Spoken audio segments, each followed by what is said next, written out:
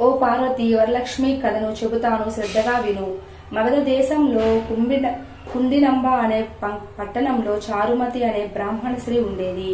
ఆమె భర్తని దైవంగా భావించుకునేది. ప్రతిరోజు తెల్లవారుజామునే నిద్రలేచి స్నానాదులు పూర్తి చేసి భర్తను పూలతో పూజించేది.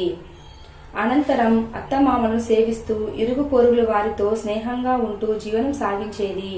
చారుమతికి ఒకరోజు కలలో వరలక్ష్మీదేవి కనిపించి, నేనమ్మ వరలక్ష్మీదేవిని, నీ భక్తికి ప్రసన్నురాలినై ప్రత్యక్షమయ్యాను. శ్రావణ శుక్ల పౌర్ణమికి ముందుగా వచ్చే శుక్రవారం రోజున నన్ను భక్తితో సేవిస్తే నీ కోరికలు నెరవేరుస్తాను అని చెప్పింది. చారుమతి ఆనందంగా భక్తిభావంతో వరలక్ష్మీదేవికి ప్రదక్షిణలు నమస్కారాలు చేసి, నమస్తే సర్వలోకానాం జగన్యే పుణ్యమూర్తియే శరణ్యే త్రిగరధ్వందే విష్ణువక్షస్థలాయే, ఓ జగన్మాత, నీ దయ వలన ప్రజలు ధనధాన్య సంపన్నులు అవుతున్నారు, విద్వాంసులై సకల శుభాలు అందుకుంటున్నారు. నేను గత జన్మలో చేసిన పుణ్యఫలంగా నీ దర్శన భాగ్యం కలిగింది. ఇక నా జన్మ ధన్యమైంది అంది కలలోనే. చారుమతి భక్తికి వరలక్ష్మీదేవి మెచ్చి అనేక వరాలు అనుగ్రహించి అంతర్ధానమైంది. చారుమతి నిద్ర నుంచి లేవగానే తనకు వరలక్ష్మీదేవి ప్రత్యక్షమై వరాలు ఇచ్చిన విషయం గురించి గుర్తుకు వచ్చింది.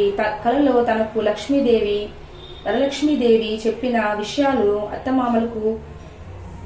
అత్తమామలకును ఇరుగు పొరుగు వారితోనూ చెప్పింది. శ్రావణ మాసం రాగానే వరలక్ష్మి వ్రతం సాంప్రదాయబద్ధంగా చేద్దామని చెప్పింది. చారుమతి చెప్పినప్పటి నుంచి స్త్రీలు శ్రావణ మాసం కోసం ఎదురు చూస్తూ ఉండడం ప్రారంభించారు. కొంతకాలం తరువాత వీరు ఎదురు చూస్తున్న శ్రావణ మాసం వచ్చింది. ఆ నెలలో పూర్ణిమకు ముందు వచ్చే శుక్రవారం లక్ష్మీదేవి చెప్పిన రోజుగా భావించి ఆ రోజు తెల్లవారుజామునే లేచి స్నానాదులు పూర్తి చేశారు. కొత్త దుస్తులు కట్టుకున్నారు. పూజ గదిలో పీట వేసి దానిపైన బియ్యం పోశారు. అందులో కలశం ఏర్పాటు చేసి వరలక్ష్మీదేవిని ఆవాహన చేశారు.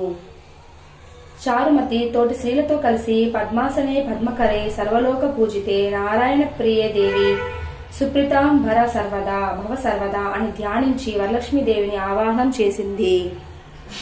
షోడచోపచార పూజలు పూర్తి చేసి 9 సూత్రాలున్న పసుపు దారులను ధరించి పలు రకాల భక్ష్యోపజాలను వరలక్ష్మీదేవికి నివేదించి ప్రదక్షిణ చేసింది. ఇలా మొదటి ప్రదక్షిణ పూర్తి కాగానే ఆ స్త్రీలందరి కాళ్లలో గల్లు గల్లుమని శబ్దం వినిపించింది.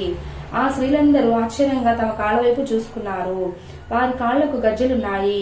ఇది వరలక్ష్మీదేవి కటాక్షమని చారుమతి మిగిలిన స్త్రీలు చాలా సంతోషించారు. రెండవ ప్రదక్షిణ చేయగానే వాళ్ళ చేతులకు నవరత్నాలు పొదిగిన బంగారు ఆభరణాలు వచ్చాయి. మూడవ ప్రదక్షిణతో వారికి సర్వాలంకారాలు అమరాయి. చారుమతి ఇల్లు మొత్తం బంగారము, రథ, గజ, తుగర వాహనాలతో సౌభాగ్యంతో నిండిపోయింది. వ్రతంలో పాల్గొన్న స్త్రీలను తూసుకుపోవడానికి గుర్రాలు, ఏనుగులు, రథాలు వచ్చాయి. చారుమతి ఇంటి వద్ద నిలిచాయి. తమ చేత శాస్త్ర ప్రకారం వ్రతం చేయించిన బ్రాహ్మణోత్తముని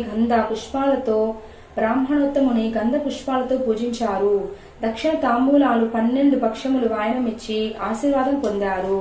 వరలక్ష్మీదేవి నివేదన చేసిన భక్షోబ్జాలను బంధువులతో కలిసి భుజించాక వాహనాల్లో స్త్రీలు తమ తమ ఇళ్లకు వెళ్లిపోయారు. ఆ రోజు నుంచి చారుమతితో పాటు పలువురు స్త్రీలు ప్రతి సంవత్సరం వరలక్ష్మీదేవిని పూజిస్తూ సకల సంపదలతో